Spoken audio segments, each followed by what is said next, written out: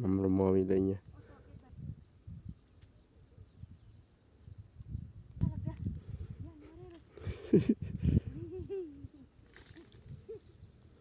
टोरीबारीमा है यसरी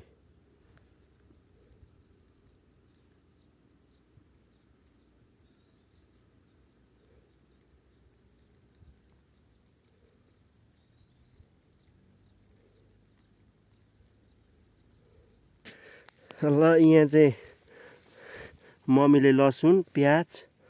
रोप्ने कार्यक्रम हैन मम्मी हाम्रो अगुवा पछुवा रोप्नै पर्यो मैले अघि खनेर मम्मीले यहाँ मैले मल बाख्राको मल यसरी हाम्रो मम्मीले कसरी रोप्नुपर्छ अरे मम्मी यसको तरिका चाहिँ धो त्यसलाई काटेर ठाडो बनाउनु पर्यो हैन यो टुकी काटेर मल प्लास्टर गरेर यसरी ट्याप ट्याप रोप्नुपर्छ त्यसरी रोप्नुपर्ने रहेछ साथीभाइहरू लसुन साथीहरू प्याजको बिउ अलिक भने जस्तो चाहिँ अलिक राम्रो हो कि होइन थाहा भएन तर यस्तो छ यति चाहिँ प्याजको बिउको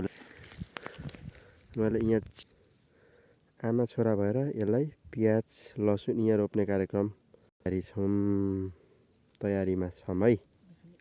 ल हाम्रो मम्मीले चाहिँ यहाँ मल छर्ने कार्यक्रम गर्दै हुन्छ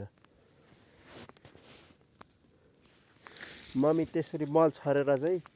अब त्यहाँ चाहिँ खनेर फेरि रोप्नुपर्ने होइन हो त्यसरी मल छर्नुपर्ने अरे त्यसपछि खनेर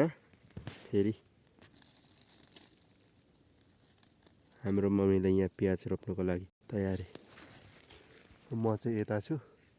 हैन प्याज रोप्नलाई तयारी र साथीभाइहरू हेरिदिनु है अब हाम्रो प्याज रोप्ने तरिका आजको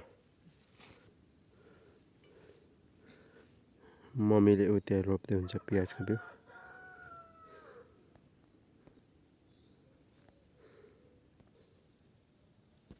यसरी प्याजको बिउ रोप्नु हो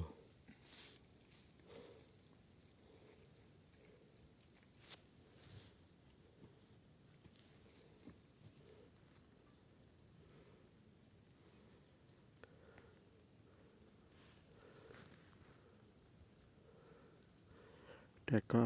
ट्याक्क होइन मम्मी अनि ट्याक्का ट्याक्का रोपेर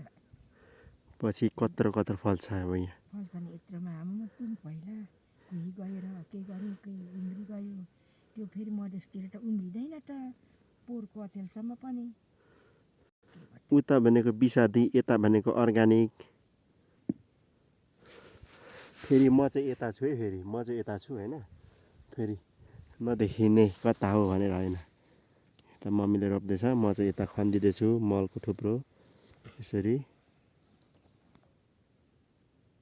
यसरी रोप्ने कार्यक्रम भइरहेछ अब मेरो पालो है साथीहरू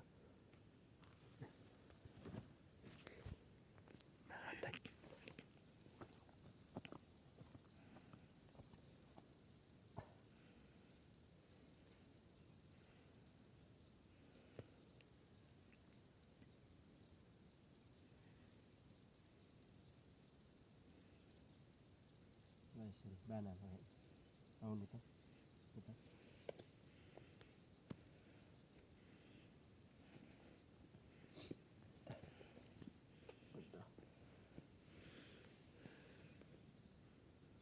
यी बिउ ससाना मसिनो क्या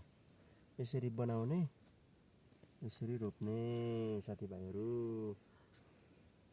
यसरी बनाउने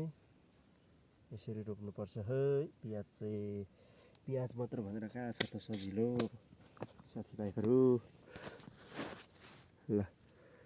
यसरी हामीले रोपेको छौँ यसरी कर्मश कस्तो राम्रो देखिरहेछ हैन ल हेर्नु त यसरी रोप्ने प्रयास सकिनु लाग्यो अब लच्चाटा साथीहरू सकिन लाग्यो है अबको रात पनि पर्यो हैन रात पनि पर्यो यसरी मेरो चट्टक रहेछ भाइ मम्मीले यहाँ इन्डिङ गर्न आँट्नुभयो हैन म चाहिँ यता छु फेरि यसो करेछ बारे हेर्नु जान्न त यहाँ छ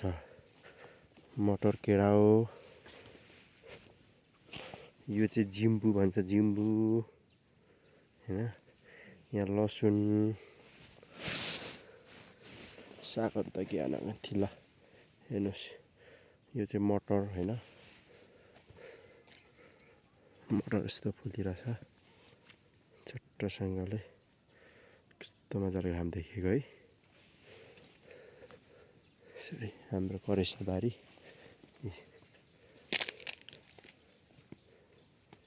यहाँ चाहिँ फापर, तिते फापर,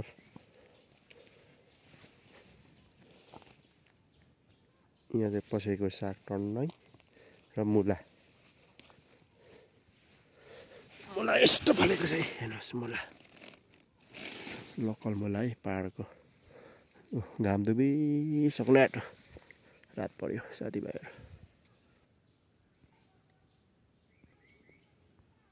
त्यहाँ चाहिँ गोठ, गाई, भैँसी, बाख्रा सब बाँध्ने।